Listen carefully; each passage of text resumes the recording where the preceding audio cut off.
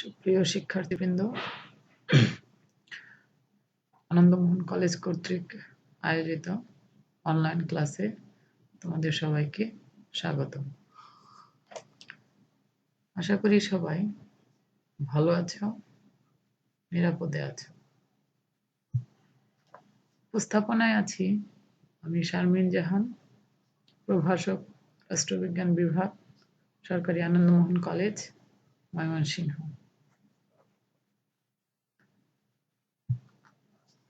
আজকে আমরা যে টপিকটি পড়ব সেটা হচ্ছে পূর্বের টপিকগুলোর ধারাবাহিকতা বজায় রেখে আইনসভার অর্থ সংক্রান্ত কার্যক্রম। এখানে ছবিতে তোমরা দেখতে পাচ্ছ বাংলাদেশের আইনসভা, জাতীয় সংসদ। আজকে আমরা পড়ব জাতীয় সংসদের অর্থাৎ বাংলাদেশের আইনসভার অর্থ সংক্রান্ত কার্যক্রম। তো অর্থ সংক্রান্ত কাজের কথা আসলেই প্রথমেই আমাদের মনে হয় যে বাজেট। বাজেট কি? বাজেট হচ্ছে যে কোনো অর্থ বছরে সরকারের অনুমিত আয় ব্যয়ের মোট হিসেবকে বাজেট বলে।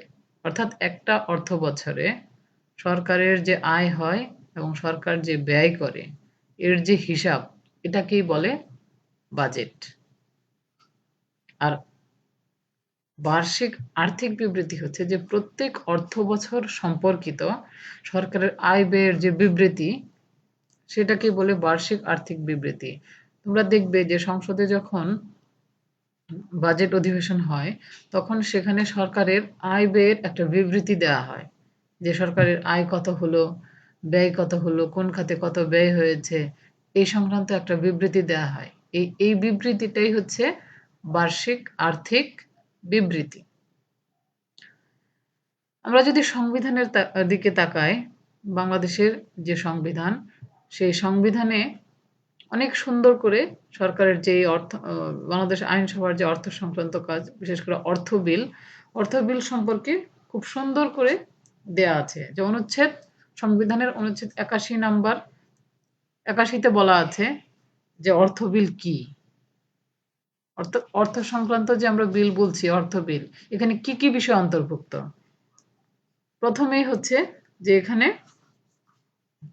যে বিষয়টা, সেটা হচ্ছে যেখানে আমরা অর্থ বিল বলতে নিম্নোক্ত বিধানাবলী সম্পর্কিত বিষয়গুলোকে বুঝবো। যেমন যে কোনো করারোপ, নিয়ন্ত্রণ, রদবদল, মৌকুব বা রহিতাকরণ, কিংবা সরকার কর্তৃক ঋণ গ্রহণ বা কোনো গ্যারান্টি দান, কিংবা সরকারের আর্থিক দায় দায়িত্ব সম্পর্কিত আইন সংশোধন। সংযুক্ত তহবিলের রক্ষণাবেক্ষণ, অনুরূপ তহবিলে অর্থ প্রদান বা অনুরূপ তহবিলে অর্থ দান বা নির্দিষ্টকরণ। সংযুক্ত তহবিলের উপর দায় আরোপ কিংবা অনুরূপ কোনো দায় রদবদল বা বিলোপ। সংযুক্ত তহবিলের বা প্রজাতন্ত্রের সরকারি হিসাব বাবদ অর্থপ্রাপ্তি কিংবা অনুরূপ অর্থ রক্ষণাবেক্ষণ বা দান কিংবা সরকারের হিসাব নিরীক্ষা। এই উপরোক্ত যে 5টা বিষয়, এই 5টি বিষয়ের মধ্যে নির্ধারিত যে কোনো বিষয়ের অধীন কোনো আনুষঙ্গিক বিষয় অর্থ বিল বলে পরিগণিত হইবে। অর্থাৎ কর আরোপ সংক্রান্ত, কর নিয়ন্ত্রণ, মৌকুব সংক্রান্ত, তারপর হচ্ছে যে সংযুক্ত তহবিলের যে রক্ষণাবেক্ষণ দায় এবং প্রজাতন্ত্রের সরকারি হিসাব বাবদ যে সরকারের অর্থপ্রাপ্তি এবং অর্থ রক্ষণাবেক্ষণ, এই সবগুলো বিষয় হচ্ছে অর্থ বিলের অন্তর্ভুক্ত।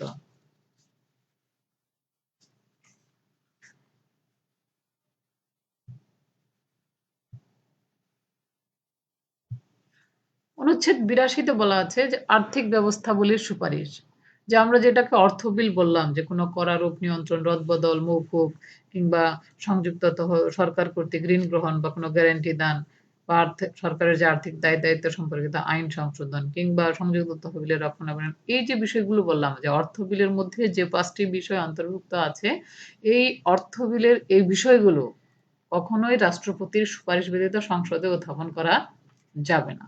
এক্ষেত্রে অবশ্যই রাষ্ট্রপতির সুপারিশ প্রয়োজন।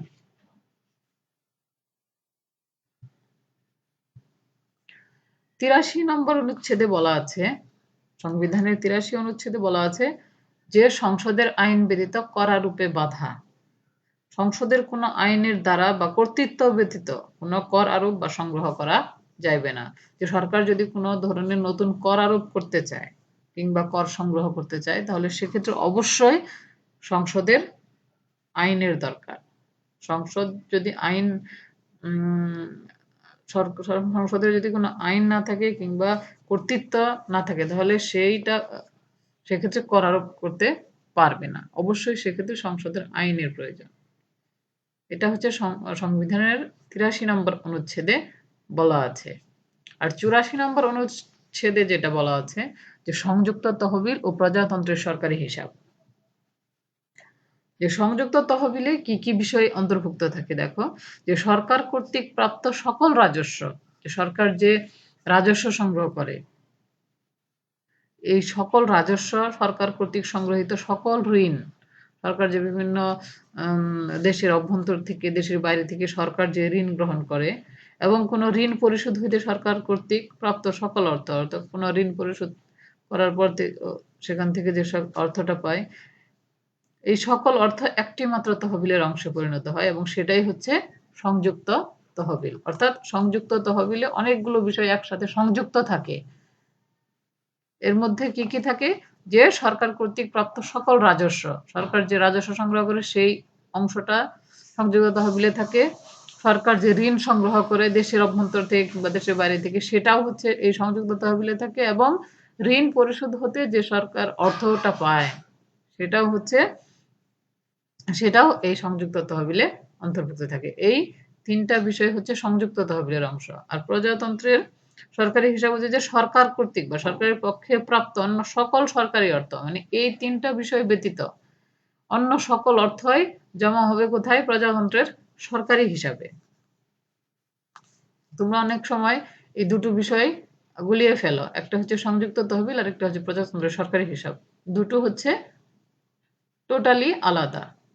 সংযুক্ত তহবিলে থাকে মোট 3টি বিষয়, আর বাকি যত অর্থ সংক্রান্ত বিষয় আছে সবগুলো প্রজাতন্ত্রের সরকারি হিসাবে জমা হয়। তাহলে নিশ্চয়ই বুঝতে পেরেছ যে সংযুক্ত তহবিল ও প্রজাতন্ত্রের সরকারি হিসাবে কোন কোন বিষয় অন্তর্ভুক্ত। অনুচ্ছেদ 85-তে বলা আছে সংবিধানের যে সরকারি অর্থের নিয়ন্ত্রণ, যে সরকারি অর্থের রক্ষণাবেক্ষণ ক্ষেত্রমত সংযুক্ত তহবিলে অর্থ প্রদান বা তাহা হইতে অর্থ প্রত্যাহার কিংবা প্রজাতন্ত্রের সরকারি হিসাবে অর্থ প্রদান বা তাহা হইতে অর্থ প্রত্যাহার এবং উপরিউক্ত বিষয়সমূহের সহিত সংশ্লিষ্ট বা আনুষঙ্গিক সকল বিষয় সংসদের আইনের দ্বারা এবং অনুরূপ আইনের বিধান না হওয়া পর্যন্ত রাষ্ট্রপতি কর্তৃক প্রণীত বিধিসমূহ দ্বারা নিয়ন্ত্রিত হইবে। এই যে আমি বললাম সংযুক্ত তহবিলের কথা, সরকারি অর্থের যে রক্ষণাবেক্ষণ, যে সরকার প্রজাতন্ত্রের সরকারি হিসাবে টাকা থাকে, সংযুক্ত তহবিলে যে টাকা থাকে, অর্থ থাকে, এই অর্থগুলো সংসদের আইন ব্যতীত এগুলো রক্ষণাবেক্ষণ করা যাবে না। এগুলো রক্ষণাবেক্ষণের জন্য অবশ্যই জাতীয় সংসদের, আমাদের যে জাতীয় সংসদ আইনসভা, এর অবশ্যই আইনের প্রয়োজন হবে। যদি আইন না থাকে সেক্ষেত্রে, মানে যদি আইন না তৈরি হয়ে থাকে, তাহলে সেক্ষেত্রে রাষ্ট্রপতি কর্তৃক যে প্রণীত বিধি আছে সেই বিধিসমূহ দ্বারা এটা নিয়ন্ত্রিত হবে, অন্য কোনো ভাবে এটা নিয়ন্ত্রিত হবে না। যে সংসদ আইন তৈরি করবে, আইনের ভিত্তিতে এইটা রক্ষণাবেক্ষণ হবে, সংযুক্ত তহবিল বা প্রজাতন্ত্র সরকার হিসাবে এই দুটো হিসাবই রক্ষণাবেক্ষণ হবে। আর যদি সংসদ আইন তৈরি না করে থাকে, যে পর্যন্ত না করবে সে পর্যন্ত রাষ্ট্রপতি কর্তৃক যে প্রণীত বিধিসমূহ আছে সেই বিধিসমূহ দ্বারা এই সরকারের অর্থের রক্ষণাবেক্ষণ হবে। এর মধ্যে আছে কি? সংযুক্ত তহবিল, আর একটা হচ্ছে প্রজাতন্ত্রের সরকারি হিসাব।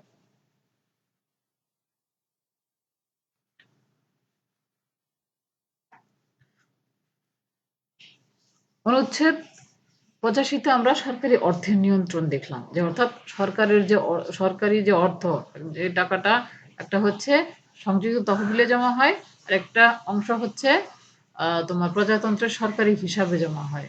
এই যে দুটো হিসাব, আলাদা আলাদা হিসাব, এই দুটো আলাদা আলাদা হিসাবের যে অর্থটা, এটা কিন্তু সরকারি অর্থ। এই সরকারি অর্থটা নিয়ন্ত্রণ কিভাবে হবে? অবশ্যই সংসদের আইনের দ্বারা হবে। আর সংসদ যদি আইন প্রণয়ন না করে থাকে, যে পর্যন্ত না করে থাকবে ততক্ষণ পর্যন্ত রাষ্ট্রপতির যে প্রণীত বিধি আছে সেই বিধিসমূহ দ্বারা নিয়ন্ত্রিত হবে।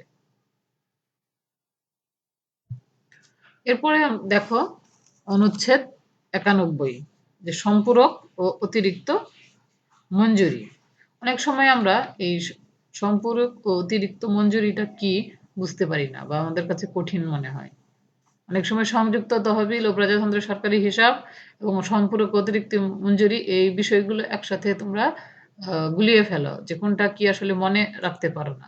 এক্ষেত্রে একটা জিনিস সবসময় মনে রাখবে, যে সংযুক্ত তহবিল বা প্রজাতন্ত্রের সরকারি হিসাব, এটা হচ্ছে সরকারের যে অর্থ সংগ্রহ করে সরকার যেখানে টাকা জমা রাখে সেগুলো হচ্ছে তহবিল, যেখানে টাকা রাখা হয় এটা হচ্ছে সরকারের তহবিল। এটা হচ্ছে, একটা হচ্ছে সংযুক্ত তহবিল আর একটা হচ্ছে প্রজাতন্ত্রের সরকারি হিসাব। সংযুক্ত তহবিলে কোন টাকাগুলো থাকে? যে সরকার যে রাজস্বগুলো সংগ্রহ করে, তারপর যে সরকার করের মাধ্যমে যে অর্থ সংগ্রহ করে, ঋণ থেকে যে অর্থ সংগ্রহ করে, ঋণ পরিশোধ থেকে যে অর্থ পায়, এই যে টাকাগুলো, এগুলো সরাসরি চলে যায় সংযুক্ত তহবিলে। এছাড়া সরকার অন্য খাত থেকে যে টাকাটা পায়, যেমন অনেক সময় অনুদান আসে, অন্য ইয়ে থেকে সাহায্য পায়, বা বিদেশ থেকে যখন করে, এগুলো সবকিছুই যায় কোথায়? প্রজাতন্ত্রের সরকারি হিসেবে, অর্থাৎ অন্য সকল অর্থই প্রজাতন্ত্রের সরকারি হিসেবে যায়। এটু হচ্ছে সরকারের তহবিল। আর 91 অনুচ্ছেদে বলা আছে সম্পূরক ও অতিরিক্ত মঞ্জুরি। এই সম্পূরক ও অতিরিক্ত মঞ্জুরিটা হচ্ছে যে যখন কোনো অর্থ বছর প্রসঙ্গে যদি এরকম দেখা দেয় যে চলতি অর্থ বছরে নির্দিষ্ট কোনো কর্মবিভাগের জন্য অনুমোদিত ব্যয় অপর্যাপ্ত হয়েছে। মনে করো যে উদাহরণস্বরূপ যদি আমি তোমাকে বলি এরকম, যে মনে করো যে শিক্ষা মন্ত্রণালয়, মনে করো যে আমাদের শিক্ষা মন্ত্রণালয়ের জন্য এবারের অর্থ বছরে বরাদ্দ হয়েছে ১০০ কোটি টাকা। উদাহরণস্বরূপ আমি বলছি, যে মনে করো ১০০ কোটি টাকা বরাদ্দ হয়েছে, কিন্তু এখন আমার আরো আরো ৫০ কোটি টাকা অতিরিক্ত দরকার। কিন্তু এই টাকাটা তোমার বাজেটের সময় এটা উল্লেখ করা হয়নি, যে এটা আসলে অতিরিক্ত যে এই টাকাটা লাগবে এটা আসলে উল্লেখ ছিল না। এই যে বিষয়টা, এটা হচ্ছে যে এই অতিরিক্ত যে অর্থের প্রয়োজন, এটাই হচ্ছে যে এই টাকাটা সরকার কোথা থেকে নেবে? এই টাকাটা হচ্ছে, এটা কিন্তু ওই বছরে বার্ষিক আর্থিক বিবৃতিতে অন্তর্ভুক্ত হয় নাই যে এই টাকাটা দরকার। তখন ওই নতুন কর্মবিভাগের জন্য ব্যয় নির্বাহের যখন প্রয়োজনীয়তা দেখা দেয়, তখনই সরকার এই সংযুক্ত তহবিল থেকে অর্থ নিয়ে এই শিক্ষা মন্ত্রণালয়কে দিবে তার অতিরিক্ত ব্যয় মেটানোর জন্য। ঠিক আছে?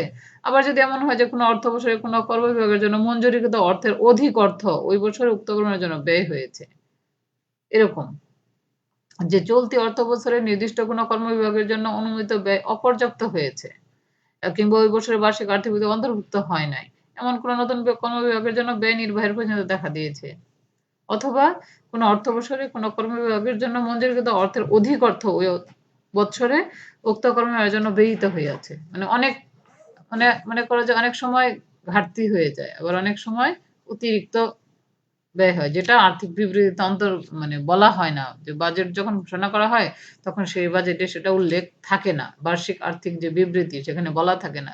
তখন এই এই ক্ষেত্রে তখন কি হয়, যে তাহলে এই সংবিধানের দ্বারা বা অধীন সংযুক্ত তহবিলের উপর ইহাকে দায়যুক্ত করা হোক বা না হোক, সংযুক্ত তহবিল হইতে এই ব্যয় নির্বাহের কর্তৃত্ব প্রদান করিবার ক্ষমতা রাষ্ট্রপতির থাকে। যে রাষ্ট্রপতি তখন নির্দেশ দেয় যে এই যে অতিরিক্ত অর্থের প্রয়োজন কিংবা অধিক ব্যয় হয়ে গেছে, এরকম দাবিনামা যখন পাঠায়, তখন রাষ্ট্রপতি যখন এটা সংযুক্ত তহবিলের কাছে বলবে যে এই অতিরিক্ত অর্থটা দরকার এই মন্ত্রণালয়ের, তখন সেই অনুযায়ী রাষ্ট্রপতির এই যে কর্তৃত্ব ব্যয় নির্বাহ প্রদান করিবার ক্ষমতা এই রাষ্ট্রপতির আছে, এবং রাষ্ট্রপতির খাতের মতো এই ব্যয়ের অনুমিত পরিমাণ সংবলিত একটা সম্পূরক আর্থিক বিবৃতি কিংবা অতিরিক্ত ব্যয়ের পরিমাণ সংবলিত একটি অতিরিক্ত আর্থিক বিবৃতি সংসদে উপস্থাপনের ব্যবস্থা করেন। এবং বার্ষিক আর্থিক বিবৃতির ন্যায় উপরিউক্ত বিবৃতির ক্ষেত্রে এই সংবিধানের 87 থেকে যে 90 পর্যন্ত অনুচ্ছেদ সমূহ আছে, এই অনুচ্ছেদ সমূহে অন্তর্ভুক্ত বিষয়গুলো এই ক্ষেত্রে প্রযোজ্য হয়। তো নিশ্চয়ই তোমরা এখন বুঝতে পেরেছো যে সম্পূরক ও অতিরিক্ত মঞ্জুরিটা কি। যে অর্থাৎ যখন কোনো কর্মবিভাগের অতিরিক্ত অর্থের মানে প্রয়োজন হয়, যে ব্যয়টা বরাদ্দ করা হয়েছে এই বিভাগের জন্য, সেই বিভাগের টাকাটা হচ্ছে অপর্যাপ্ত, পর্যাপ্ত না, এর আরো বেশি টাকার দরকার। কিংবা এমন হয়েছে যে যে বিভাগের জন্য যে মঞ্জুরিটা করা হয়েছে তার চেয়ে অতিরিক্ত অর্থের প্রয়োজন। এই এমতাবস্থায় কি হয় যে রাষ্ট্রপতি এই সংযুক্ত তহবিল থেকে অতিরিক্ত অর্থ মঞ্জুরির জন্য একটা উম, মানে একটা বিবৃতি প্রদান করে এবং সেটা করে সংসদে পাঠায় এবং সংসদ সে অনুযায়ী সংসদে উপস্থাপন করে এবং সেই উপস্থাপনার ভিত্তিতেই বার্ষিক আর্থিক বিবৃতির ন্যায় বিবৃতি দিয়ে এই সম্পূরক অতিরিক্ত মঞ্জুরি প্রদান করা হয়। তো নিশ্চয়ই এখন তোমরা বুঝতে পেরেছ যে সম্পূরক ও অতিরিক্ত মঞ্জুরি কি। যখন তোমরা সংবিধান পড়তে যাবে, সংবিধানের ক্ষেত্রে যখন এই অর্থ সংক্রান্ত বিষয়গুলো আসে, তখন বিশেষ করে সংযুক্ত তহবিল ও প্রজাতন্ত্রের সরকারি হিসাব আর সম্পূরক ও অতিরিক্ত মঞ্জুরি, এই বিষয়গুলো আসলে মনে হয় যে অনেক কঠিন, মনে থাকে না, বা এই বিষয়গুলো খুব কঠিন কঠিন মনে হয়। কিন্তু আসলে বিষয়গুলো কিন্তু কঠিন না। একটু বুঝে পড়ার চেষ্টা করবে সবসময়, একটু ক্লিয়ার করে বুঝার চেষ্টা করবে, মুখস্থ করার চেষ্টা করবে না কখনোই। কারণ এই বিষয়গুলো যদি মুখস্থ করতে যাও কখনোই এগুলো মনে থাকবে না। তো সবসময় একটা জিনিস খেয়াল করবে যে সংযুক্ত তহবিল, প্রজাতন্ত্রের সরকারি হিসাব, এগুলো হচ্ছে কি, তহবিল মানে হচ্ছে যেখানে টাকা জমা রাখা হয়। তো সরকারের সব টাকা যা সংগ্রহ করে এগুলো টাকা এই সংযুক্ত তহবিল ও প্রজাতন্ত্রের সরকারি হিসাবে থাকে। আর অতিরিক্ত মঞ্জুরি কি, মানে কোনো ক্ষেত্রে মঞ্জুর করা হয়, যে চাওয়া হলো অতিরিক্ত দাবি করে যে সেই দাবিটা পূরণ করা হয়, যে সম্পূরক অতিরিক্ত মঞ্জুরিটা অর্থাৎ সরকারের যে টাকা আছে সংযুক্ত তহবিলে, সেই সংযুক্ত তহবিল থেকে এই টাকাটা মানে কোনো বিভাগের জন্য যখন কোনো অর্থ বছরে কম হয়ে যায় কিংবা অনেক বেশি ব্যয়ের প্রয়োজন দেখা দেয়, তখন রাষ্ট্রপতি ক্ষমতাপ্রাপ্ত, এই ক্ষেত্রে কর্তৃত্ববান, সেক্ষেত্রে রাষ্ট্রপতি এই একটা দাবি পেশ করে সংসদের কাছে, যে একটা উপস্থাপন করে যে ওই আর্থিক বিবৃতির ন্যায় অতিরিক্ত ব্যয়ের পরিমাণ সংবলিত একটা দাবি পেশ করে, তখন সংসদে সেটা নিয়ে আলোচনা হয় এবং সেটার ভিত্তিতে এই মঞ্জুরিটা প্রদান করা হয়। তো নিশ্চয়ই তোমরা এখন বুঝতে পেরেছ যে সংযুক্ত তহবিল ও প্রজাতন্ত্র সরকারি হিসাব এবং সম্পূরক অতিরিক্ত মঞ্জুরি কি। তো আশা করি তোমরা আজকের এই লেকচারটাতে অনেক বেশি উপকৃত হবে। কারণ আজকে আমরা যে গুরুত্বপূর্ণ একটা বিষয়, বিশেষ করে সংবিধানের ক্ষেত্রে, কিংবা তোমরা যারা সামনে বিভিন্ন বিসিএস প্রস্তুতি নাও কিংবা বিভিন্ন চাকরি বাকরির যে পরীক্ষা দাও, সেক্ষেত্রে অবশ্যই তোমাদের সংবিধান সম্পর্কে ধারণা থাকতে হয়। আর সেই সংবিধানের একটা গুরুত্বপূর্ণ বিষয়ই হচ্ছে যে এই আইনসভার, বিশেষ করে সংসদের অর্থ সংক্রান্ত ক্ষমতা। আর অর্থ সংক্রান্ত ক্ষমতার কথা আসলেই প্রথমত যে বিষয়টা আসে সেটা হচ্ছে অর্থ বিল, যেটা সংবিধানের ৮১ অনুচ্ছেদে স্পষ্ট করে বলা আছে যে অর্থ বিল বলতে কোন বিষয়গুলোকে বলা হয়। তারপর এই যে অর্থ বিলের কথা বলা হলো, যে অর্থ বিল কি, অর্থ বিলের ক্ষেত্রে যে সরকারের অর্থ বিলের ক্ষেত্রে যে তোমার সরকারের বিশেষ করে আর্থিক ব্যবস্থাগুলির যে সুপারিশ, যে ক্ষেত্রে বলা হয় যে রাষ্ট্রপতির সুপারিশ বিরুদ্ধে সংসদে উত্থাপন করা যাবে না। এরকম যে তারপরে হচ্ছে যে বলা থাকে যে সংসদের আইন বিরোধিতা করারোপ করা যাবে না। তারপরে সংযুক্ত তহবিলের প্রয়োজনীয় সরকারি হিসাব, এই যে বিষয়গুলো, সম্পূরক অতিরিক্ত মঞ্জুরি, সরকারি অর্থের নিয়ন্ত্রণ, এই সবকিছুই হচ্ছে সরকারের, বিশেষ করে সংসদের অর্থ সংক্রান্ত কার্যক্রম। তো আজকে আমরা সংসদের অর্থসংহিতা কার্যক্রম সম্পর্কে ধারণা লাভ করলাম। এর আগে যদি তোমরা ক্লাসগুলো দেখে থাকো আমার, তাহলে আমি কিন্তু ধারাবাহিকভাবে তোমাদের এই কোর্সটা পড়াচ্ছি। বিশেষ করে প্রথমে আমি তোমাদের পড়িয়েছিলাম কিন্তু যে আমাদের আইনসভা কি, আইনসভা কিভাবে গঠিত হয়, এর ক্ষমতা কি, কার্যাবলী কি, কি কি কাজ করে। সেক্ষেত্রে কিন্তু আমি বলেছি যে আইনসভার অন্যতম প্রধান কাজই হচ্ছে আইন প্রণয়ন করা, তারপরে অর্থ সংক্রান্ত কাজ করে, বিভিন্ন কাজ করে। তো এই ক্ষেত্রে আমি কিন্তু আইন প্রণয়ন করা, তার আইন সংক্রান্ত কাজ, বিশেষ করে আইন প্রণয়ন প্রক্রিয়াটা কিন্তু আমি গত ক্লাসে নিয়েছি তোমাদের। আজকে আমি তোমাদের নিলাম হচ্ছে যে যে যে বিষয়টা পড়ালাম সেটা হচ্ছে যে অর্থ সংক্রান্ত কাজ সংসদের। তো নিশ্চয়ই তোমরা এই লেকচার থেকে বেশ উপকৃত হবে আশা করি। এই দেখো আমি এখানে একটা তোমাদের এই যে অধিবেশনের একটা ছবি দেখিয়েছি যে বিশেষ করে যখন বাজেট অধিবেশন হয় তখন দেখবে যে মাননীয় প্রধানমন্ত্রী সহ অর্থমন্ত্রী সহ সবাই উপস্থিত থাকে। সেখানে অর্থ সংক্রান্ত যে বিবৃতি প্রদান করা হয়, বার্ষিক আয় ব্যয়ের হিসাব সংবলিত যে বাজেট উপস্থান করা হয়, সেখানে এরকম একটা অধিবেশনের একটা ছবি আমি তোমাদের দেখিয়েছি। নিশ্চয়ই তোমরা টেলিভিশনে তোমরা এই সংসদের অধিবেশনগুলো দেখে থাকো। তো আশা করি সবাই বুঝতে পেরেছ। তো তোমাদের আজকে একটা বাড়ি কাজ দিয়ে দিচ্ছি যে বাংলাদেশের আইনসভায় অর্থ বিল কিভাবে পাস হয় ব্যাখ্যা করো। তো যেহেতু বিষয়টা আমি খুব ডিটেইলস তোমাদের বললাম যে অর্থ সংক্রান্ত কাজগুলোর মধ্যে যে কি অর্থ বিল কি, এটা কিভাবে পাস হয়, আমি কিন্তু ডিটেইলস তোমাদের ব্যাখ্যা করেছি যে এখন নিশ্চয়ই তোমরা এটা বুঝতে পেরেছো এবং সবাই এই কাজটা, বাড়ির কাজটা সবাই নিজ নিজ খাতায় নিজেরা চেষ্টা করবে। আশা করি সবাই এই কাজটা করবে নিজেরাই চেষ্টা করবে। তো আজ এ পর্যন্তই। সবাই ভালো থাকবে, নিরাপদে থাকবে, ঘরে থাকবে, প্রয়োজন ছাড়া বাইরে যাবে না, স্বাস্থ্যবিধি মেনে চলবে। নিজে ভালো থাকবে এবং ঘরের যে বয়স্ক মানুষগুলো তাদের ভালো রাখবে। তো আজ এ পর্যন্তই। সবাইকে ধন্যবাদ।